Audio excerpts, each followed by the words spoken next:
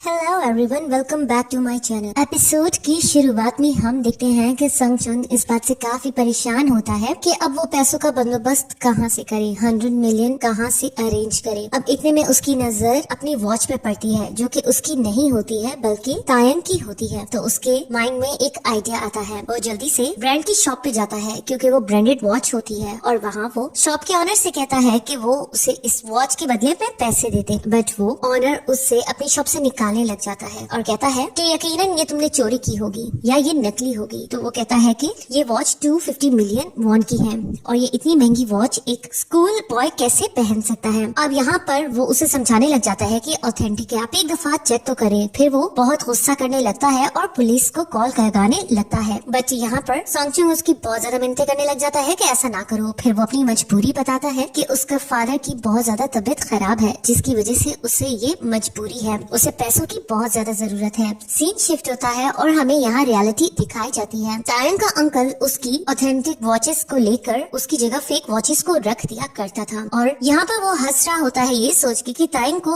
अपनी चीजों की बिल्कुल भी कदर नहीं है, ये कितनी महंगी है। अब यहाँ पर वो वॉच फेक होती है इसलिए वो बिक नहीं पाती है। तो सॉन्गचुन बहुत ज्यादा डिसअपॉइंट होता है, उसे डस्टबिन में फेंक देता है और उसके बाद वो ब्रांडेड शॉप के आगे आके खड़ा हो जाता है और सोचता है चाहे कुछ भी हो जाए मैं अपने इस फैसले पे रिग्रेट नहीं करूंगा। सीन शिफ्ट होता है और यहाँ हमें सॉन्गजुन की मदर का दिखाया जाता है। वो अपना अल्ट्रासाउंड करवाती है और उससे पता चलता है कि उसकी किडनी में स्टोन है, तो इसलिए वो काफी परेशान होती है। बट यहाँ पर वो आदमी उससे कहता है कि तुम बिल्कुल भी परेशान मत हो, मैं पता करके तुमसे कांटेक्ट करूंगा, फिर मैं तुम्हें बताता हूँ कि क्या करना है। और यहाँ पर हम सॉन्गजुन को देखते हैं जो मदर के बारे में पूछता है। तो यहाँ पर उसकी सिस्टर कहती है कि वो हफ्ते का कहकर गई है कि वो हफ्ता घर नहीं आएंगी। इस बात पे सॉन्गजुन परेशान होता है, तो वो कहती है कि वो पैसों का अरेंज करने गई हैं क्योंकि सॉन्गजुन कहता है कि पैसों का अरेंज करने में क्या इतना टाइम लगेगा। तो वो कहती हैं कि उन्होंने साथ में वर्क भी करना है और बहुत कुछ करना है। सीन शिफ्ट होता है, हम यहाँ सॉन्गजुन को देखते हैं जो हॉस्पिटल जा रहा होता है और उसकी नजर मदर पे पड़ जाती है। वो उनके पास जाने लगता है बट यहाँ पर उसकी मदर किसी से फोन पर बात कर रही होती है और अपनी किडनी बेचने की बात कर रही होती है। यहाँ वो फोन पर उन लोगों को कह रही होती है कि तुम लोगों ने मुझे 50 मिलियन वॉन का कहा था, अब तुम लोग 30 मिलियन वॉन का क्यों कह रहे हो, मेरी किडनी हेल्दी है। बट वो लोग आगे से बहस कर रहे होते हैं कि आपको ऑलरेडी किडनी में स्टोन है। अब यहाँ पर ये बात सुनकर सॉन्गजुन बहुत परेशान होता है, उनसे सेल फोन छीनता है और उनसे बात करने लगता है और कहता है कि तुम लोगों की हिम्मत कैसे हुई मेरी मॉम से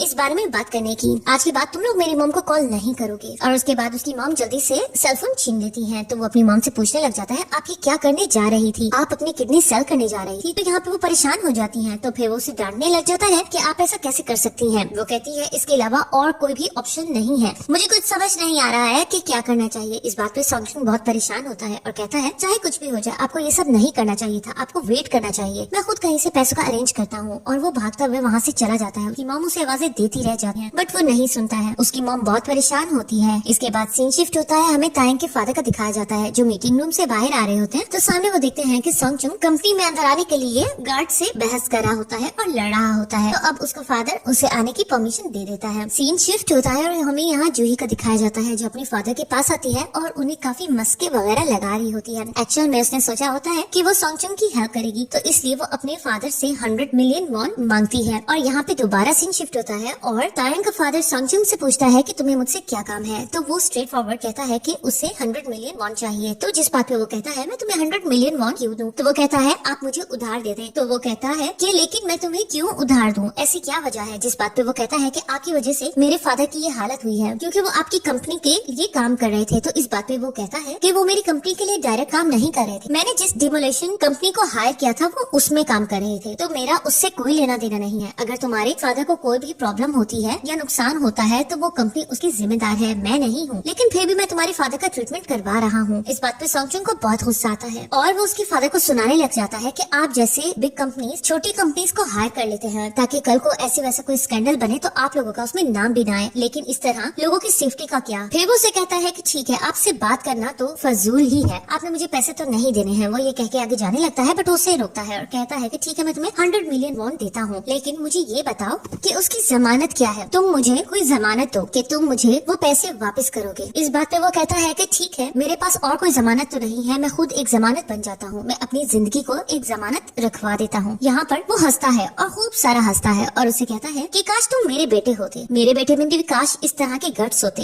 लेकिन ये तुम्हारी किस्मत है। फिर वो उसे कहता है तुम खुद को और अपने पेरेंट्स को जमानत देकर कुछ भी हासिल नहीं कर सकते हो, क्योंकि तुम लोगों के बदले हमें कुछ भी नहीं मिलने वाला है सिवाय और सिवाय गुर्बत के। और फिर वो उसे कहता है कि मैं गुर्बत पे अपने पैसे जाया या इन्वेस्ट नहीं करता हूँ। यहाँ पर हम सोंगचुंग को देखते हैं जिसे बहुत गुस्सा आ रहा होता है ये बात सुनकर। सीन शिफ्ट होता है और हम यहाँ देखते हैं जूही को, जिसका फादर उसे कह रहा होता है कि तुम ये हेल्प उस लड़के की करना चाहती हो ना जिसके साथ तुम उस दिन आई थी और जिसने पियानो प्ले किया था। तो मैं तुम्हें साफ बता रहा हूँ कि मैं तुम्हारे उस गरीब दोस्त के लिए तुम्हारी हेल्प नहीं करूंगा, मैं तुम्हें 100 मिलियन वॉन नहीं दूंगा। अब यहाँ पर जूही को एक आइडिया आता है, वो अपने सारे ब्रांडेड बैग्स उठाती है और उन्हें सूटकेस में रख देती है। यहाँ पर उसकी सर्वेंट अंदर आती है तो वो कहती है प्लीज फादर को ये बात मत बताना। एक्चुअल में वो सोच रही होती है वो ये ब्रांडेड बैग्स को बेचेगी और उनसे पैसे लेकर सोंगचुंग की हेल्प करेगी। सीन शिफ्ट होता है, यहाँ हम सोंगचुंग को देखते हैं जो बहुत ज्यादा अफसोस में होता है और उसे बहुत परेशानी होती है। इतने में उसे किसी की कॉल आती है एंड उसके बाद हमें सीन दिखाया जाता है यहाँ जूही का, जो बहुत खुशी से पैसे लेके जा रही होती है कि वो सोंगचुंग की हेल्प करेगी क्योंकि सारे पैसे अरेंज हो चुके होते हैं। बट यहाँ पे जब वो आगे जाके देखती है तो यहाँ पर यूजन उसके पास जाके खड़ी होती है। वो साइड पे खड़ी होकर उनकी बातें सुनने लगती है। यूजन उसे कहती है कि मुझे पता है तुम किस सिचुएशन में हो, मैंने अपने फादर से 100 मिलियन वॉन लिए हैं और ये उधार है। मेरे फादर तुम्हारी हेल्प करने के लिए मान गए हैं। बट सोंगचुंग खड़ा रहता है, वो उसका हाथ पकड़ती है और उसे वो पैसे दे देती है। यहाँ पर सोंगचुंग बहुत खुश होता है और उसका थैंक यू करने लगता है और कहता है कि वो ये पैसे जल्द ही उसे वापस कर देगा। यहाँ यूजन बहुत ही चालाक होती है, उसे ऑलरेडी पता होता है कि जूही ये सारा सीन देख रही है, तो वो उसे देखकर जल्दी से सोंगचुंग को गले लगा लेती है और उसे कहती है हम दोनों फ्रेंड्स हैं ना, तो इसलिए तुम खुश हो, इस तरह मत सोचो। यहाँ पर जूही को बहुत बुरा लग रहा होता है, वो कुछ मिसअंडरस्टैंड कर लेती है कि सोंगचुंग और यूजन के दरमियान कुछ न कुछ जरूर है। सीन शिफ्ट होता है और यहाँ हमें दिखाया जाता है 1 साल बाद का सीन। यहाँ हम देखते हैं कि तायंग, जूही, यूजन और ये सारे फ्रेंड्स आपस में गैदर होते हैं। यहाँ पर हम देखते हैं कि सोंगचुंग के वो दोनों फ्रेंड्स भी होते हैं। तो यहाँ पर सब लोग जूही को कहते हैं कि तुम बहुत अरसे बाद हमसे मिली हो। तो वो कहती है कि हाँ सेमेस्टर खत्म हुआ तो मुझे लगा कि मुझे आना चाहिए, तुम सबसे मिलना चाहिए और काफी अरसा हो गया हम सब ने गैदरिंग नहीं की। तो यहाँ पर वो अब एकदम से उसके उन दोनों फ्रेंड से पूछती है कि सोंगचुंग क्यों नहीं आया, क्या तुम लोगों ने सोंगचुंग को नहीं बुलाया? तो वो सब उसका मजाक उड़ाने लग जाते हैं। तो यहाँ पे तायंग बताता है कि सोंगचुंग शायद ना आना चाहता क्योंकि वो कॉलेज एंट्रेंस एग्जाम की दोबारा से तैयारी कर रहा है। तो यहाँ पर वो लोग उसका मजाक उड़ाने लग जाते हैं कि अगर वो आता भी तो उसे अच्छा ना लगता, हम सब तो ऊपर की तरफ चले गए हैं। तो यहाँ पर अब उसके सोंगचुंग के दोनों फ्रेंड्स में से एक कहता है कि ऐसी बात नहीं है, एक्चुअल में वो बहुत ज्यादा अपनी लाइफ से स्ट्रगल कर रहा है, वो स्टडी भी कर रहा है, साथ साथ वो पार्ट टाइम जॉब भी कर रहा है। यहाँ जूही ये बात सुन के बहुत परेशान हो जाती है कि वो आजकल भी इतनी ही मेहनत कर रहा है जैसे वो पहले किया करता था। तो इस बात पे यूजन उसे कहती है कि कितनी अजीब बात है, तुम तो सोंगचुंग के बहुत ही ज्यादा क्लोज ही, क्या तुम दोनों एक दूसरे से बात नहीं करते? तो वो कहती है नहीं ऐसी बात नहीं है। उसके बाद फिर वो लोग कहते हैं कि हमें मूड अच्छा करना चाहिए, ड्रिंक्स वगैरह करनी चाहिए और वो लोग खूब सारा फन कर रहे होते हैं। वो लोग तो वहाँ फन कर रहे होते हैं। यहाँ हमें सोंगचुंग का दिखाया जाता है जो पार्ट टाइम जॉब कर रहा होता है और साथ में उसने हाथ पे कुछ इंग्लिश लेटर्स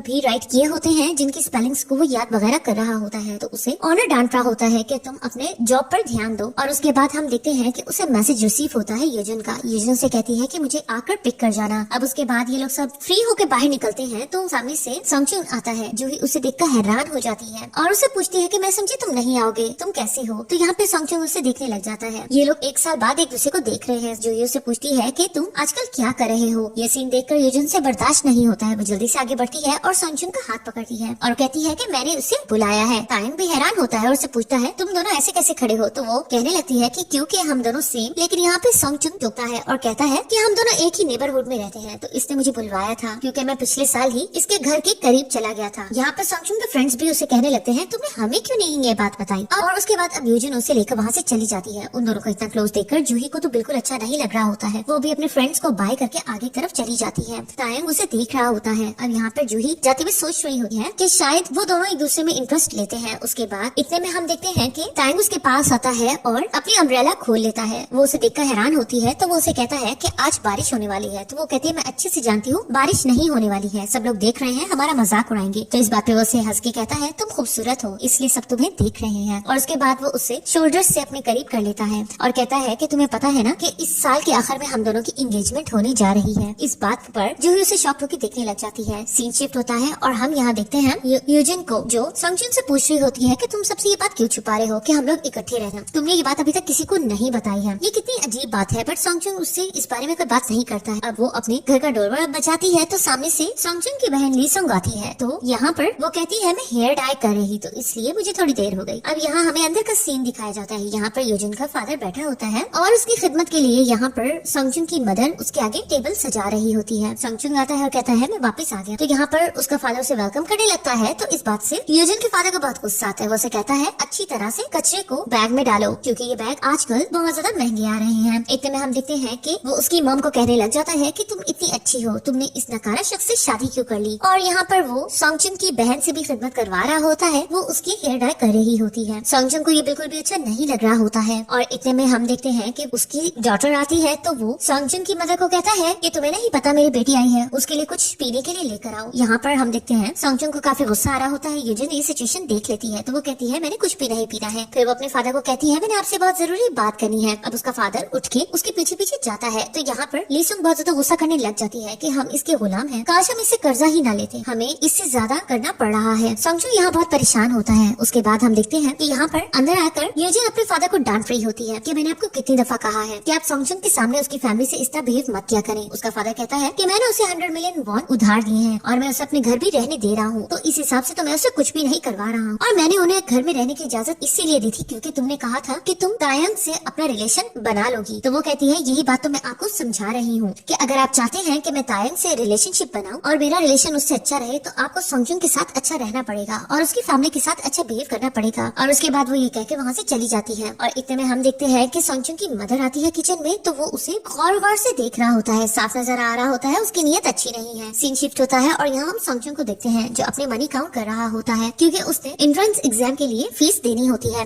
और जब वो मनी बॉक्स में अपने पैसे रख रहा होता है, तो उसकी नजर गोल्डन स्पून पे पड़ती है और फिर वो अपने माइंड को जल्दी से चेंज करता है। सीन शिफ्ट होता है और हम देखते हैं कि तायंग के पास उसका डॉक्टर विजिट करने आता है और उसकी स्टेप मॉम तायंग की कंडीशन पूछती है, तो वो कहता है कि वो पिछले साल से बहुत ज्यादा बेहतर हो गया है, मैं खुद भी हैरान हूँ, वो बहुत ज्यादा इम्प्रूव हो चुका है। उसके बाद अब उससे डॉक्टर सारी बातें पूछ रहा होता है कि तुम्हें अब भी क्या चीजें याद करने में परेशानी होती है। तो वो कहता है हाँ, कभी कभी मुझे कुछ चीजें गायब हो जाती है, मुझे खुद भी समझ नहीं आता कि मुझे इतना सब कुछ कैसे भूल रहा है और याद नहीं। फिर वो उससे कहता है क्या तुम्हें वो इंसिडेंट याद है जो 6 साल पहले तुम्हारे साथ हुआ था। एक्चुअल में ये स्टेट वाले इंसिडेंट की बात कर रहा था। तो फिर यहाँ पर तायंग को वो इंसिडेंट याद आता है। एक्चुअल में स्कूल के वॉशरूम में आई थिंक कोई बच्चा मरा हुआ होता है, उसका सारा ब्लड फैला हुआ होता है और यहाँ तायंग किसी से अपनी लाइफ की भीख मांग रहा होता है। तो यहाँ पर वो कहता है कि मुझे सिर्फ इतना ही याद है कि मैं उससे यही कह रहा था कि प्लीज मुझे मारे मत, मैं उससे भीख मांग रहा था, इसके अलावा मुझे कुछ याद नहीं है। तो वो कहता है कि तुम्हें याद करना पड़ेगा और तुम्हें इस इंसिडेंट को फेस करना पड़ेगा, तभी तुम और ज्यादा बेहतर कर पाओगे। फिर वो उससे मेडिसिन के बारे में पूछता है, जिस पर तायंग कहता है कि मैं कोई खास मेडिसिन नहीं ले रहा, क्योंकि मैंने जब से एक्सरसाइज स्टार्ट की है तो मुझे अब सांस लेने में इतनी दुश्वारी नहीं होती, क्योंकि मुझे खुद भी याद नहीं, किसी शख्स ने मुझे बताया था जब भी ऐसी सिचुएशन आए तो तुम अपनी आंखें बंद कर ले और धीरे धीरे सांस लेना, इससे तुम्हारी घबराहट खत्म हो जाएगी। अब यहाँ पर हम देखते हैं कि तायंग यहाँ बैठकर वही मेडिटेशन कर रहा होता है और उसी आवाज के बारे में सोच रहा होता है, जो कि सोंगजुन के फादर की आवाज होती है, जो उसे बड़े प्यार से समझा रहे थे कि इस सिचुएशन में तुमने घबराना नहीं। अब वो यही सोच रहा होता है कि काश मुझे समझ आ जाए ये बात किसने। सीन शिफ्ट होता है और हम यहाँ देखते हैं कि जूही आई होती है सोंगजुन की स्टेप मॉम के पास और उन्हें कांग्रेट्स कह रही होती है क्योंकि उन्होंने अपनी पियानो का न्यू एल्बम रिलीज किया होता है। तो यहाँ पर वो उसे कहती है कि मेरे फादर नहीं आ सके तो मैं आई हूँ आपको कांग्रेचुलेट करने के लिए। फिर वो कहती है वैसे मैंने आपसे कोई और बात भी करनी थी, मैं एंगेजमेंट के बारे में बात करना चाहती हूँ कि मैंने सुना है कि इस साल की लास्ट में हमारे एंगेजमेंट की बात होगी। इस बात पे वो कहती है कि तुम बिल्कुल भी चिंता मत करो, जैसे तुम चाहोगी वैसा होगा। मैं भी समझ सकती हूँ कि तुम अडल्ट हो और अपने फैसले खुद लेना चाहती हो, इस एज में तुम इस रिलेशनशिप में नहीं आना चाहती हो। यहाँ पे जूही हैरान हो जाती है कि ये मेरा साथ क्यों दे रही है। एंड उसके बाद हमें सीन दिखाया जाता है कि बाहर यूजन आती है और अपने साथ सोंगजुन को लेकर आती है। वो एक पेंटिंग के आगे आके खड़ी होती है और उसे उस पेंटिंग की हिस्ट्री बताने लग जाती है। इस बात पर सोंगजुन कहता है कि उसे बिल्कुल भी इसमें इंटरेस्ट नहीं है। तो वो उसे कहती है अगर तुम्हें लाइफ इंटरेस्ट है तो क्या तुम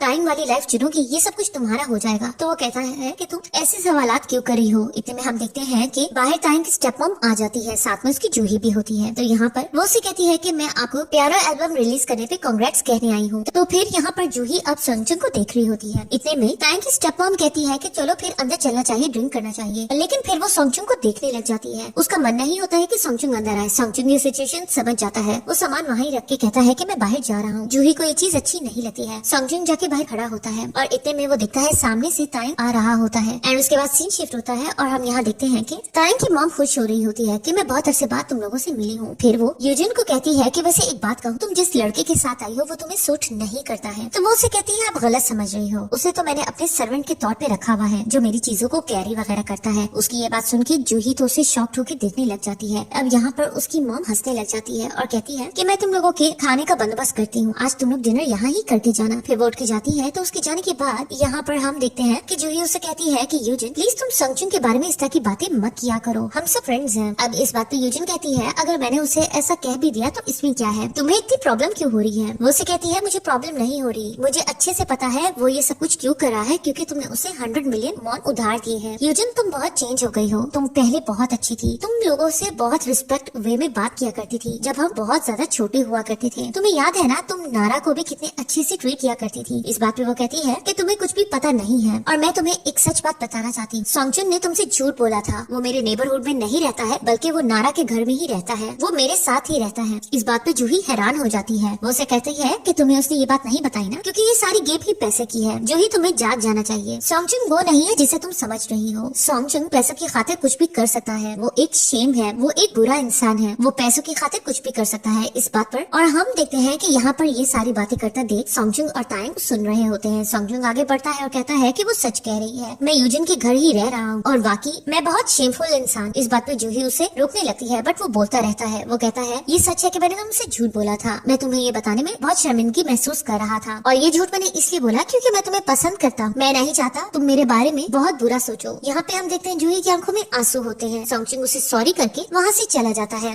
अब यहाँ हम देखते हैं जूही उसके पीछे पीछे भागने लग जाती है एंड यहाँ पर हम तायंग को देखते हैं जो यूजिन के पास आता है और कहता है तुम्हारी इस चीप जेलसी ने किसी को कहीं का नहीं छोड़ा है और ये बात याद रखना कि तुम्हारी वजह से जूही और संगजुन फिर से इकट्ठे हो चुके हैं। वो उस पर गुस्सा करके जाता है। अब यूजिन पे यहाँ परेशान होती है कि उसकी गेम पलट गई है। अब यहाँ पे संगजुन बाहर जाके बहुत परेशानी से खड़ा होता है तो पीछे से जूही आती है और उसे आवाजें देने लग जाती है। अब वो आगे बढ़ती है और उसे कहती है कि क्या यही वजह थी कि तुमने ना मुझे टेक्स्ट किया ना मेरे कॉल्स के जवाब कभी दिए, तुम हमेशा मुझे अवॉइड करते रहे, इसकी आखिर क्या वजह थी। तो वो कहता है कि मैं तुमसे इस बात की माफी मांगता हूँ। वो कहती है सिर्फ माफी से काम नहीं चलेगा, तुम्हें कोई आइडिया नहीं कि मैं कितना अपसेट रही थी, तुम्हारी कितनी बड़ी ये मिस्टेक है। अब उसे समझाने की कोशिश कर रहा होता है कि मैंने इस अरसे में तुम्हें बहुत मिस किया, मैं तुम्हें बताना चाहता था कि मैं तुम्हें कितना मिस कर रहा हूँ, मैं तुम्हारी आवाज को मिस करता था। अब ये बात सुन के जूही आगे बढ़ती है, उसे गले लगा ले और फिर उसे कस के गले लगा के कहती है कि संगजुन मैं तुम्हें पसंद करती हूँ, मैं उस दिन से पसंद करती हूँ तुम्हें जिस दिन से मैं तुमसे मिली थी और अब तक मैं तुम्हें पसंद करती हूँ, ये बात मैं तुम्हें बताना चाहती थी। फिर यहाँ पर हम देखते हैं संगजुन भी उसे गले लगा देता है और यहाँ वो दोनों रो रहे होते हैं और यहाँ पर यूजिन जेलसी से उन्हें बस देख रही होती है। And then friend scene shift होता है और यहाँ हम देखते हैं कि तायंग के फादर अपनी वाइफ और उसके ब्रदर के साथ गोल्फ खेल रहे होते हैं। यहाँ पे उसकी वाइफ अपने ब्रदर की बात कर रही होती है कि उन्हें भी कंपनी में किसी पोजीशन पर हायर किया जाए। तो इतने में हम देखते हैं कि जूही के फादर अपने बेटे के पीछे भाग रहे होते हैं, उसने कोई सीन क्रिएट किया होता है। तो यहाँ पर तायंग की स्टेप मॉम कहती है कि तुम्हें सोच समझ के इनके साथ इन्वेस्टमेंट करना चाहिए, इसकी तो अपने बेटे के साथ भी नहीं बन रही है, यकीनन इसके बेटे ने कोई ना कोई मिस्टेक जरूर की है। सीन शिफ्ट होता है, हम यहाँ जूही को देखते हैं जो यूजिन के घर आती है और उसके बाद उसका फादर आता है और कहता है कि तुम इतनी बड़ी हो गई हो, मैंने तुम्हें पहचाना नहीं है। तो उसे कहता है कि यूजिन बाहर गई हुई है, तो ऐसा करो उसके रूम में जाके बैठ जाओ। एंड उसके बाद हम देखते हैं कि दोबारा से डोरबेल बजती है और कोई और आता है। सीन शिफ्ट होता है, हम यहाँ देखते हैं संगजुन को जिसे यूजिन ने बुलवाया होता है। तो वो उसे कहती है ये व्यू अच्छा है ना, तो वो उसे कहता है कि मुझे अच्छे से पता है तुमने यहाँ मुझे व्यू एंजॉय करने के लिए नहीं बुलाया है, तो मुझे सही बात बताओ। तो वो कहती है क्या तुम भूल गए हो कि 1 साल होने वाला है, क्या तुम उस गोल्डन स्पून के बारे में भूल गए हो जो तुम्हें दोबारा से रिच बना सकती है। यहाँ हम देखते हैं कि जूही सारी पिक्चर्स यूजिन की देख रही होती है और इतने में हम देखते हैं तायंग अंदर आता है और फिर जूही उसे देखकर हैरान हो जाती है। तो वो कहता है तुम परेशान मत हो, मैं यहाँ संगजुन से मिलने आया हूँ, तो मैंने सुना तुम यहाँ पर हो तो मैंने सोचा मैं तुमसे पहले मिल लूँ। अब यहाँ पर वो उसे कहती है तुम संगजुन से क्यों मिलना चाहते हो, तो वो कहता है ये तुम्हारा मसला नहीं है। अब वो आगे बढ़ता है और यूजिन की हर चीज को देख रहा होता है हैरत से। यहाँ पर जूही से मना करती है कि तुम्हें उसकी किसी भी चीज को टच नहीं करना चाहिए। इतने में वास के अंदर से उसे वो गोल्डन स्पून नजर आता है, वो उसे हैरत से देख रहा होता है।